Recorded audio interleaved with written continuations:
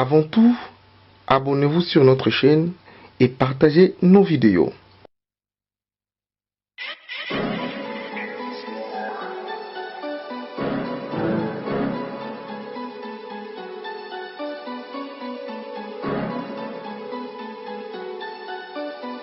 Bandeko Balandi ya Congo normal, Bandeko Balandi ya Plus Star Télévision, la chaîne des vérités. Vous allez belé à Kokota Biso na banda pour nabino mukolo malelo. Merci pour la confiance. Vous allez ko renouveler na kati ya la chaîne où ezali vraiment ko bunda etumba pour na changement pe libération solo ya mboka na biso République démocratique du Congo. Matondo na ba commentaire na bino ba suggestion, ba reproche, ba remarque vous allez ko sala pour ete musala oto ko sala pour na mboka na biso ekende bongo vraiment liboso. Lelo vous allez vraiment na sengo ya ko yambela bino moko ya mwana mboka azali na kati ya lisanga ya ONG Bokoko oyo toyebi mikolo buta koleka bao balandaka Joël Kombe busila komona keno bandeko na biso atonke ba médecin na ba chercheur ba bimisela biso kisi oyo ya bokono ya sida na kombo ya Jovikas melelo mokili mobimba ezali na guerre. Pourquoi? Parce que pandémie auto bengi Covid-19 auto pe coronavirus ezali vraiment ko inquiéter économie mondiale les alliés par terre makambo ko tambola malamu te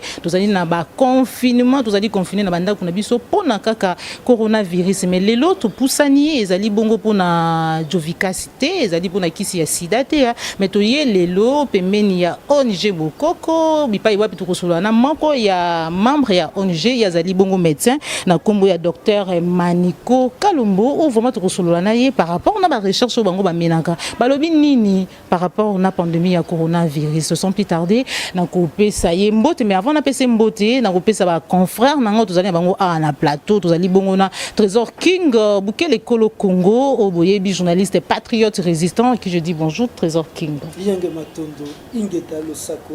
Voilà. Voilà, na Kibokoko nyonso la kopé ça mbote le sous na patriote résistant Gilles Mutoto mbote. Mbote Maman Joël Kombe na pesi pe mbote na invité na biso pote makamoto kolobezali pona mbongo na ya Congo et surtout que lelo oyo Congo ezali victime ya Covid-19 ezali victime ya ba pandémie kili et na likanisité ba imboka lelo ba jui mokano ya kotelema bango moko pona ko bikisa peuple congolais na oyo itali ba pandémie pona ngai ezali esengo mingi matondo mbote mwana mboka docteur Maniko Kalumbo. Mbote maman journaliste mbote na bandeko journaliste. Voilà, et c'est vraiment lelo ya kokutana na yomoko personnellement to pusani pe mena bino parce que vous allez ONG to bengi bino Bokoko donc ça vraiment na munoro na biso bana mboka to pusani pe mena bino pourquoi? Parce que vous allez ONG moko munene vous sala ka ba recherche nanzela ya ba plante parce que biso to biete ba plante epesaka guérison bomo voilà pe lobiko yango to pusani pe meni lelo l'autre fois c'était avec Jovikas qui si ya sida mais lelo to pusani pe meni na bino poto yeba pona likambo ya coronavirus beaucoup ça la ba recherche nini beaucoup na niveau nini ce que vous avez la solution par rapport à la maladie voilà. Merci beaucoup maman journaliste Nengo Lobby. Na introduction na yo Covid-19 to coronavirus otuni soki tozali na eteni nini to na epimelo nini soki pe tozali na solution par rapport à la maladie wana. Mais d'emblée j'aimerais faire moi historique moko muke na o itali maladie o ya coronavirus batu bazali go benga Covid-19 plutôt Corona tout simplement parce que virus ya corona est en forme ya couronne. Et on va bengi corona. Covid bakati na mokuse ko ezali couronne to corona et na otikoloba et puis vi wana ezali en anglais koloba virus tout ça mais 19 batie parce que c'est un virus oyo na 2019 déjà na fin 2019 et ravagaki partie ya Asie précisément na Chine. Mais batu bazwaki na nous conscience te pe batu bazaki na na connaissance te et koyebana na début il y a année tozali mbulo tozali ya 2020 mais dans l'historique c'est un virus qui a existé depuis 1960 pour la première fois nde ba découvrir yango depuis 1960 mais et pas il y a soso Donc, le coronavirus est un patrimoine, il y a médecine vétérinaire. Et je crois que les médecins vétérinaires ne vont pas me contredire dans Marambo Nazali Koloba. Pour la première fois décelé en 1960, maladie moro on a lingala, bakolo to bampaka to bakulaka. Babenga mingi maladie ya kosu et pas ya basoso. Pe maladie wana ebomaka basoso. C'est justement virus oyo ya corona. En 1960, Tolungwe, Toye na 2002. Ce virus s'est manifesté toujours en Asie. Et Lungwe pas ya soso et que pas ya bangulu. Mais pas ya bangulu sous forme ya diarrhée. Tango Lungwe pas bangulu en 2012 et que pas ya bangombe, mais s'est manifesté sous forme ya diarrhée le sous. Et la dernière forme en 2019, c'est l'humain. Na ville Oya Wuhan, na Chine, ndenge to biso nyonso. Et tina ndenge lelo na 2020, pandémie Oyo et simbi to touché mokili mobimba, tozali na pasi, tozali na guerre ndenge olobi, eza bitumba ya masasite, kasi ezali lutte to bitumba contre bokono Oyo to virus ya corona. C'est pour la petite historique. Mais par rapport à nous, na Oetali ONG de Bonkoko, Tozali, Lisanga, il y a des chercheurs, ONG de Bonkoko, ici, éminents professeurs, il y a université, il y a faculté à médecine, des éminents professeurs, il y a faculté à sciences, il y a université à Kinshasa, et des éminents professeurs, il y a faculté à sciences pharmaceutiques. Bisonyon Sotosangani, pour na koluka ba solution, na ba maladie auto bengi les maladies difficiles à traiter, et les maladies déclarées incurables, entre autres le VIH-Sida et le cancer. Donc, maladie oye bangi sakabatu, ceux qui batangeli au kombo nango, et pas nabiso, nous en avons fait notre cheval de bataille. Routi kolobela Jovikas pour la VIH-Sida, je l'ai toujours dit et je le répète dans l'émission sur le plateau, qu'en une année seulement, au memele biso mutuya VIH-Sida à Kobika. Le traitement na biso ya Jovikas. Mais les lots tozali kolobela coronavirus tozali na kati ya ba recherche. Pe na ba recherche tosalaki tobimisi kisi. Nous sommes arrivés à la mise au point d'un produit qui a été testé et analysé dans la Comeda. Le Lacomeda, c'est le laboratoire où il y a faculté à sciences pharmaceutiques, laboratoire d'analyse des médicaments et des denrées alimentaires. Ceux qui ont sali kisi et qui est dans la Comedate, nous avons toute la documentation par rapport il y a évaluation thérapeutique, essai clinique et pas malade. Le produit a été testé et le produit a été déclaré propre à la consommation. Le produit s'appelle Kake. Je crois Bouromon Nango Nasser Etando Like. Docteur, pourquoi Kake? Pourquoi Kake? Parce que tout simplement, Moutou Oya Sali Kisinaye, Aza na liberté, pe na latitude ya kopesa kombo na Kisi. Kake, c'est l'association de deux noms. Ka, Kasongo, et Kewana Ezali, Kembolo. Kasongo, Kembolo, nani? On a pris les initiales de nom. Initiale ya Kasongo. Première initiale, na Kembolo. Initiale, Ke, Pesi, Kake. Ezali Kake ya tonnerre, Teoto Kake, Betanambula, ou bien Kansonda ou ya Baluba. Eza Kake wana. Kasongo nani, Kembolo nani? Kasongo nani, Kasongo c'est l'un des parents de l'un de nos collaborateurs au sein de l'ONGD Bonkoko. Moko ya baboti na ye, moko ya baboti ne donc tata na ye, moboti ndeto sepelaki ko pesa kombo wana. Kembolo. En sa mémoire. Et Kembolo pe, c'est toujours moko ya baboti. Il y a l'un de nos collaborateurs donc maman na ye, ndeto sepeli ko pesa kombo wana. Merci beaucoup, merci Joël Kombe, merci Gilles Mutoto. Tokobana, docteur Azali Bosonabiso, docteur Olobi, qui si ezaki testé. Ezaki testé et pas ya banane. Tango baka na Congo, ezo mata beko mata. Tokomi na 500. Bino, ba chercheur, ba professeur ya ba université. Bozalaki wapi po boke kopesa kisi yango na bopito wana. Oyo bazokanga bato ya coronavirus to monake ebikisi bango ebikisi banani déjà. Merci beaucoup pour la Motuna. Je m'attendais à cette question. Il faut dire que nous avons d'abord la politique nationale. Et nous avons critiqué la politique nationale parce que nous avons travaillé dans la riposte contre le Covid-19. Nous avons déploré d'abord moi mouké désordre oyo ezali na kati ya organisation na comité autocoordination nationale pour la riposte. On ne peut pas concevoir que ba test et ça la makaka na ville province de Kinshasa et que les provinces pour ça la ba test il y a corona, il faut baser là Kinshasa, peut-être qu'ils attendent une semaine, donc 3 jours, une semaine. Ce n'est pas du tout normal. Ce matin, je le disais, nos collègues, on doit décentraliser les choses. Tester et quoi que ça la makaka na Kinshasa. On doit envoyer même des tests rapides.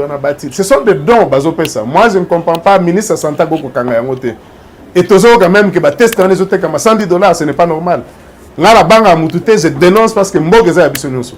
Bana Mboka bazali kokufa, mais on dirait que Batumoko balingi maladie ou mela pour que ba bénéficier na bambongo. Kake bikisi déjà na. Kake et bikisi déjà 4 personnes. J'ai travaillé avec Dr Dolores, azali médecin moko française, aza congolaise dans le centre médical naye. Tozo kende, tozo ko bati na ngalema basengi biso yango. Dr Béa aza na ngalema. Nanu na zui tant kokoma kuna te pona ba misala na biso zo kanga biso, mais peut-être que demain na kokoma parce que abengi biso na nzela ya singa pona kotuna docteur Bosali et loko moko te par rapport ya corona bato bazo kufa na ngalema. Je crois que la semaine passée, il y a eu 18 cas de contamination et pas d'infirmières dans Ngalema. Et il y a de cela 2 semaines, il y a eu 13 cas de contamination. Dans les 13 cas, il y a 3 médecins et 10 infirmières et infirmières dans Kati, ils allaient contaminer. C'est comme ça que le docteur Béa Bengaki Toko Memaka qui la clinique Ngalema. Bien que Tozana Bakal Ebele, Pona Kokoma Pemeni ya Mokondi Mboka, chef de l'État. Bisika na Zosala Bagarde na Boutou c'est à la Gombe. Nakutanaki na moko ya bandeko ya mokonzi ya mboka. Je lui ai dit ça, ndekone à moi si. Pe na yebisaki pesa nga numéro na parce que malade o biso to ko silisa yango. Na yebisaki na lobelaki polé na za na posa tokutana na mokonzi ya mboka. Parce que si ka to sa musala par rapport à Covid-19 oyo, on a l'opportunité de rencontrer toutes les autorités au Bomona na TV. Et moi, je n'ai jamais foi aux yeux na lobela rabango en face. Quand j'en ai l'occasion. Nakotikela Gilles Mutoto pour makambo wana to kende kaka lelo yo bokoko bino bozali ba chercheur moko scientifique. Et toyebi ete mondele na bokoko eyokanaka te. Bino bozi bokoko bolatisi yango na bakelasi na bino. Bakelasi bino botangi ya mindele me bozi kombo ya bokoko bolatisi. Bokomona teza ko boma bato. Po bokoko nasilisa motuna. Okay. Bokoko eza oyo ko uta na banzete na biso bomondele eza o batangisi yo na kelasi eza danger te eza danger te na contredire yo directement et d'emblée na koloba nanu ke bokoko na mundele okoloba lisusu te ke yokanaka te banda lelo ntango tokobima biso nyonso après émission toloba biso nyonso ke bokoko na mundele eyokanaka yokanisango nazoyokanisango sikoyo. Je vais vous démontrer. Médecine, bazali ko benga médecine traditionnelle. Moi, je suis contre cette appellation. J'ai toujours appelé médecine traditionnelle médecine naturelle ou bien phytothérapie tout simplement. Parce que c'est la médecine par les plantes. Phytothérapie veut dire médecine par les plantes. Qui signons ce baroté que l'on a en pharmacie, ezali nzete. Kinin, ezali kenkina na biso. Et jusqu'à preuve du contraire, tilelo, ezana kisimorote à malaria ou ele kikinin. Personne ne va me contredire. La quinine, c'est le dernier rempart. Tant on mouta saleli, qui sinon sa malaria est invité à soukaka na quinine. Attaque on me l'a comprometté, mais baro beta e schéma quinine. Ne bisoto bengak. Baro zongi saye, ya mai na misisa na ye. Et l'Afrique, particulièrement la RDC, tozali riche na forêt na biso équatoriale, na diversité à makasi ya banzete.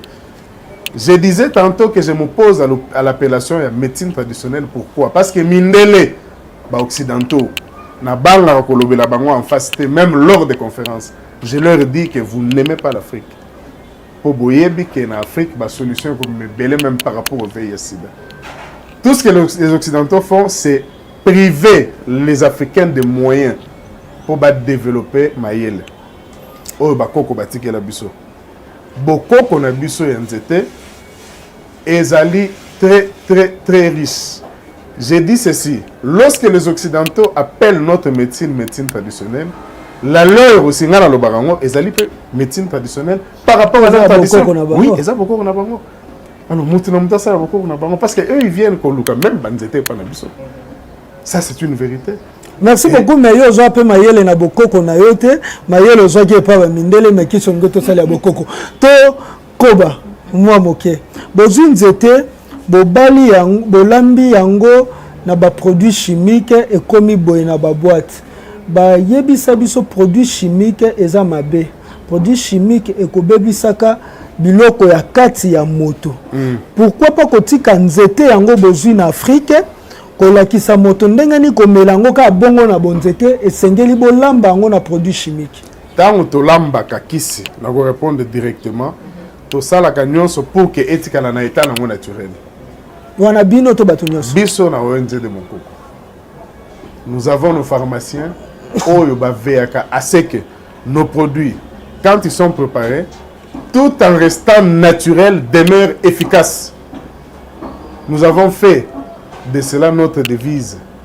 Donc, kaka ndenge ezali naturel, etikala efficace, etikala makasi, sans effet secondaire, sans effet néfaste, tant malade azali komelango. Si bien que nakisi ya malaria o tozanango et pas mal o na kolaksawa, ezaki mora malaria eza bololote. Oroyo kango sukali. Mais ezobik sana malaria o eza ko résister, o esi la raté. Donc, c'est dire que mayele, olobi tozu mayele na mundele. Mundele apesi mutu mayele te. Nzambe o akeli biso apesi biso nanu mayele.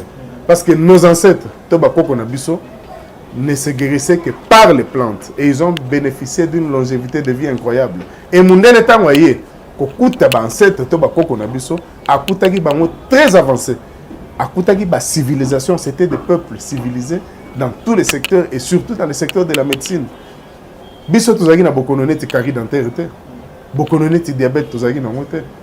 Bakoko na biso bazalaki ko silisa yango. Mindele ba memeli biso maladie bele bokono bele na nzela ya bilei. Lelo ba africain ba komi lo koso ali ngolia neti mundele. Tozo copier ba occidentaux na maramunyoso ezombende la biso ba maladie e bele. Mais bokoko na biso to médecine na biso nengolobi c'est vrai. Toko sangisa ngo na mayele o totangi na classe. Toko boyate, nous sommes un pur produit des occidentaux na kelasi o totangi, mais tokendai ko tanga kelasi te poto tika na borne na auto yekoli. Non.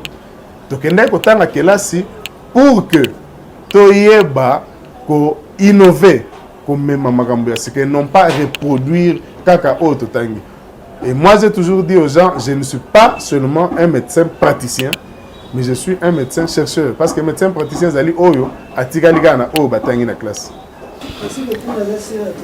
Na tondisa mine sengo Dr Maniko, pe moi pasi na motema, ya komona te Congo to koluka Congo ya lobi eko senga biso to sangisa mayele. Po te koye bango na ba recherche to sali balobi te malaria eko boma plus de 5 millions d'enfants na Afrika. Particulièrement Nigérien à RDC. Voilà. Kasina o etali ba kisi o tandeli biso awa na mesa. Nazana mituna mibale ya liboso ezali boko banga te boko mona tende ko Jérôme Munyangi o abimisi o bako benga Covid organique na mboka malgache ndenge ekolobama. Soki peza bosolo soki pe bosolo te me ekolobama bongo.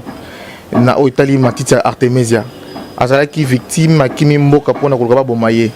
Mais kasi bino boze awa bozana kake bozana epamal bozana jovicas boko banga eloko moko te wana likambo motu ya liboso motu na mibale na ba recherche boko sala bo satellite na domaine nini pote lelo oyo tozana ba maladie ba pandémie ekomi ebele na Congo na Équateur tétanos ekoboma lokola koloka ozwi malaria ozwi ba maladie ekomi ebele na mboka Congo kasi bino na likito bozali nini ko zanga bino pote boye bako tombola médecine ya baimboka Congo et bako rayonner na mboka ya Afrika. Ya liboso na pesi merci pour na mituna na yo ezami sato hein. Na bani na oya suka, c'est un problème de moyens d'abord. Toza limité. Deux fois nous travaillons avec le peu qui nous tombe sur la main. Si bien que tozo sacrifier même ba posta na biso to ba besoin na biso mususu.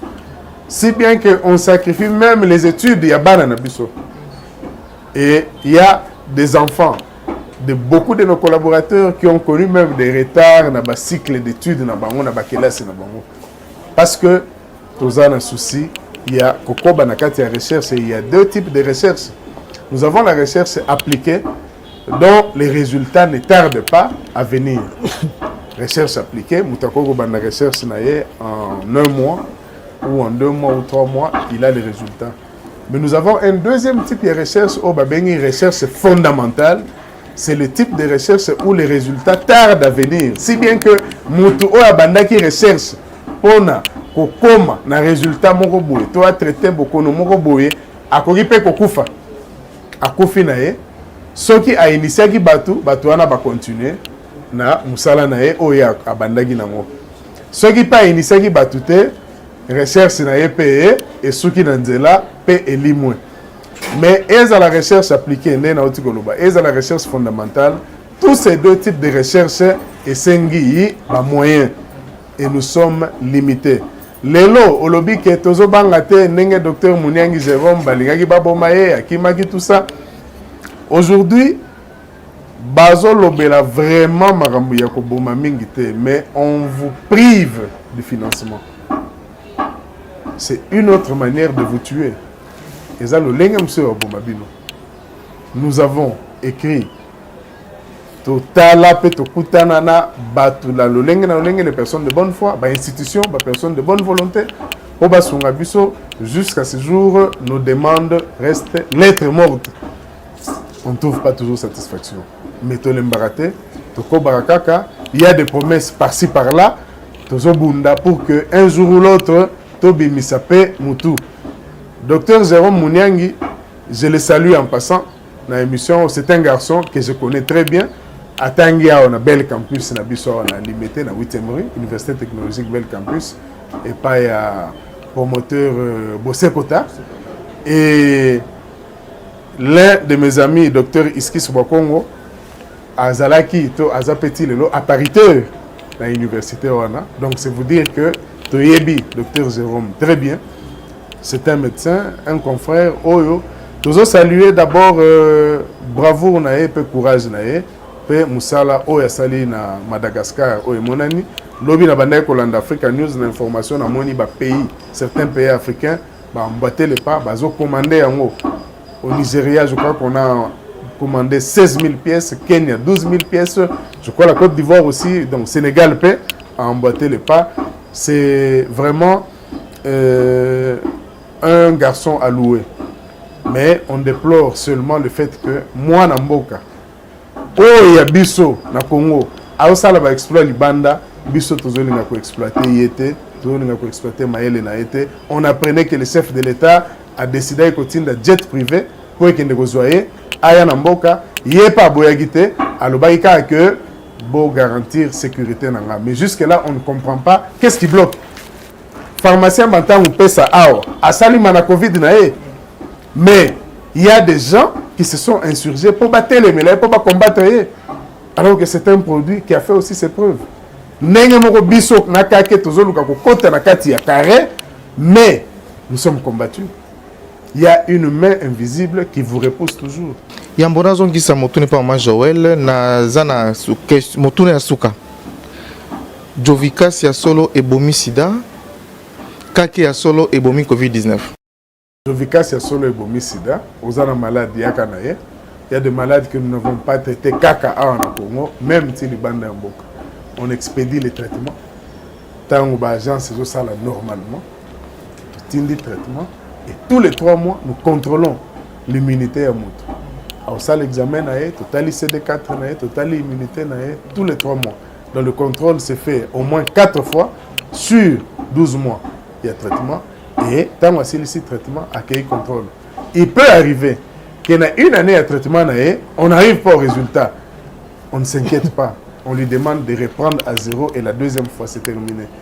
Moutalongwe na état à séropositivité, à quel état à séronégativité. Nakosisa na mituna nanga suka.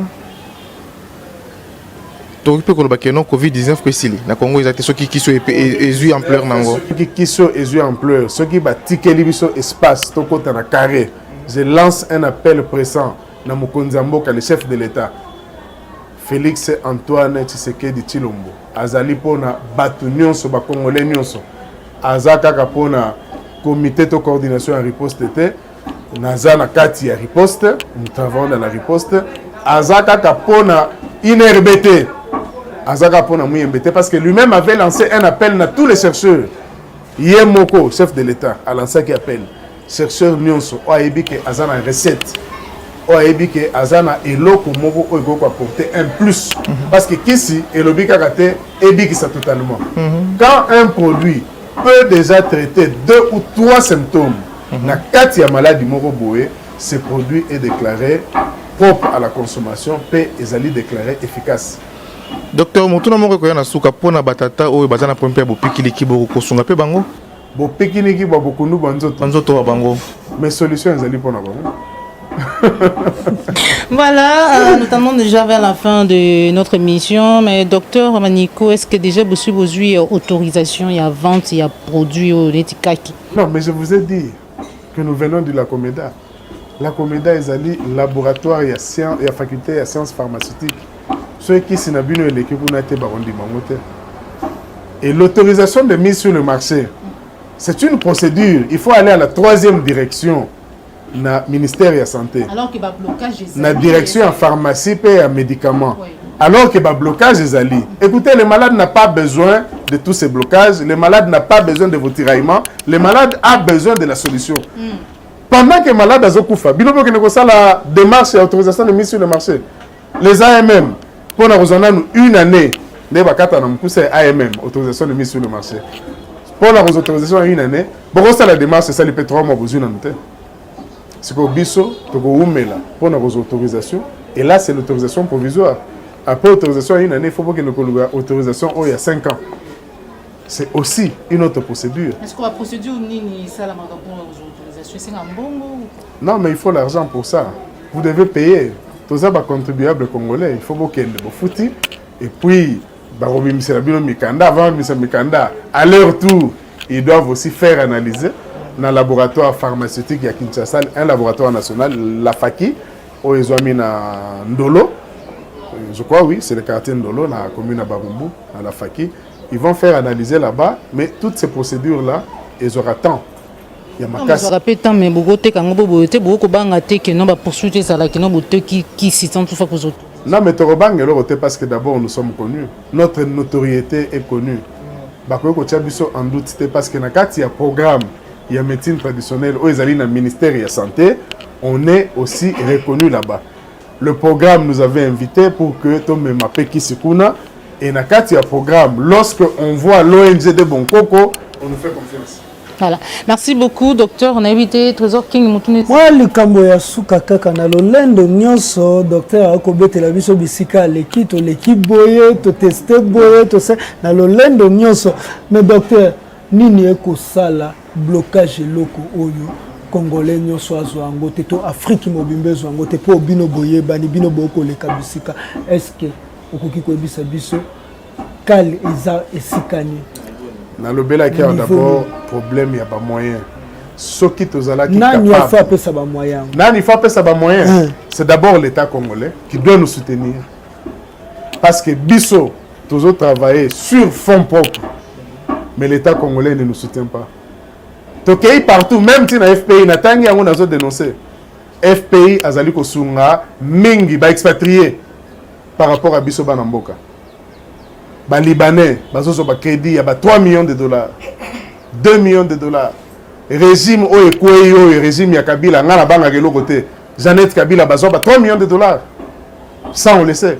Parce que nous avons eu à bénéficier de la subvention Moroboya FPI Kala. Cette subvention nous avait aidé dans compte ONG Moroboya, ONG Bonko côté. mais pour na kozwa yango je crois que ezwaki presque 4 ans 3 ans et demi pour na kozwa yango. Vous savez, en 3 ans et demi, on peut sauver combien de vies? Ceux qui ont besoin de moyens. Et en 3 ans et demi, combien de personnes vont profiter? Notre problème, c'est produire des quantités à l'échelle industrielle. Nous n'avons pas ces moyens. Maman Brigitte Tangatuni, et combien de temps pour ne bikisa moto? On pouvait se limiter à 14 jours. C'est une question pertinente. Je m'attendais à cette question. Pour la kake, on s'est limité à 14 jours. Net traitement nous sommes basés sur hydroxychloroquine ou chloroquine phosphate, na zinc, na vitamine C avec azithromycine. Là c'est 14 jours de traitement. Mais ce traitement qu'on donne ne garantit pas que Batona va immuniser. Ça je précise. Il faut un traitement adjuvant. Et le traitement adjuvant, c'est le traitement à base de plantes médicinales. On a allé débattre au Salagina, médecin, on attend un docteur Dolores, une française. Tous les jours, les longs à 6 h du matin dans Zagina. On échange tous les jours par rapport à un traitement naturel. Alors, nous disons 14 jours aussi, mais nous allons jusqu'à 20 jours pour la durée de traitement pour être rassuré que les malades ont atteint la dose sécurisante il y a ici. Et on est rassuré qu'il ne fait plus la rechute. Donc, cas récidive et causalité. Effet secondaire, exact. Aucun effet néfaste, aucun effet secondaire élevé. Voilà, Papa Julio, tu comme nasuka sur mon tour les matondo mon tour les les sous-souté kasi na kosenga nde na mettre na docteur Aiba ko pesa va coordonner na bango pote bato bakola mingi mais bato bako tungisa mingi na bandi pe bato bopikiliki et pote bango bazana makelele makasi bazanga mboka te. Voilà nde to kosenga na docteur Aiba ko pesa. Docteur, déjà, est-ce que prix yaki c'est ça ce qui va bengi bino to ko yeba déjà ce qui za combien? Ce qui va bengi biso to ko pesa prix. Bon cas que salami sur fonds propres, toza na mbongo te, to côté ka poto zo mbongo. Donc ce qui l'état pesi mbongo wa boko koki ko pesa ngo ce qui l'état pesi mbongo to ko pesa ofele na Madagascar, ba pesi Qu'est-ce qu'il y a docteur Jérôme Yaofele? Le problème est à l'État. Le problème est à l'État. Azobiso en charge, Maël et Zali. Ce n'est pas la science qui manque. Nous sommes une association. Il y a des professeurs d'université, il y a des médecins, des pharmaciens, des agronomes, des biologistes, des chimistes, les tradis praticiens, les ethnothérapeutes. Donc, tozana ba chercheurs ya lolenge news. On a Jérôme Akendego qui na Madagascar ya koko kendata na île Maurice comme il sous docteur na île Maurice ba pèse valeur. Donc l'état mitale la biso déjà. Yambo OK na île Maurice. Numéro de téléphone docteur. Ouais, c'est le plus 243 81 856 43 13 na Bandeli plus 243 81 856 43 13. La PCP numéro sous orange, c'est le plus 243 89 93 85 787. La Bandeli, plus 243 899 385 787. Totonjo botondi docteur Maniko Kalongo. Ngai nde na kotonda bino botondi po boye ko lukabiso na nkunda esika to bombanaki. Voilà, matondo na yo ndeko Jules Mutoto. Matondo mingo Majoel. Matondo na Kolo Congo Trésor King. Yenge matondo ingeta. Voilà, to comme na souka émission na biso bandeko balandi ya pesa masolo télévision, bo s'abonner massivement bandeko balandi ya Congo normal, bo s'abonner massivement pe na Plus Clair télévision la chaîne de vérité, to zaki vraiment na esengwa ko ba ete bozala ki vraiment ebele ya kolanda biso, bo partager vidéo oyo po ke sango e ko kabongo kupanza na ta mususu kozwa ta mususu bato bakoki ko financer pe ya libanda ndenge bazali na docteur Jérôme mabepete ezaka ka bwanya ya ba congolais ezali kotomba mape kopanza na mokili mobimba to zaki vraiment na esengo mingi ko ba ete bozala ke belé to komi na suka émission na biso. Merci na yo Joël Gonago chasseur d'image ozaki sima caméra. Merci na bino nyonso pona okota biso banda kuna bino émission o esili to mona nimbala sima soki kolo azongite. Bye bye.